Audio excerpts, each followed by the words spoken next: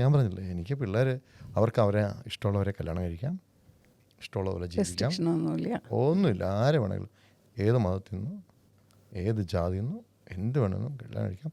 അവരെ ഞാൻ വളർത്തിയത് ഏകദൈവത്തിൽ വിശ്വസിക്കുക, ദൈവമേന്ന് വിളിക്കുക. നീ വേണം അള്ളാഹു എന്ന് വിളിച്ചോ, എന്ത് വേണമെങ്കിലും വിളിച്ചോ. അമ്പലത്തിലും പള്ളിയിലും ഒന്നും പോകും. അവരെ ഞാൻ അങ്ങനെ തന്നെ വളർത്തിയത്. അവരെപ്പോഴും പറയും മനസ്സ് നന്നായാൽ മതി.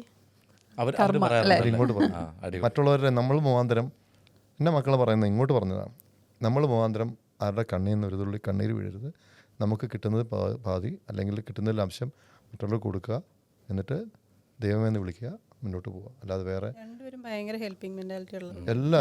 എല്ലാവരെയും ഹെൽപ്പ് ചെയ്യും.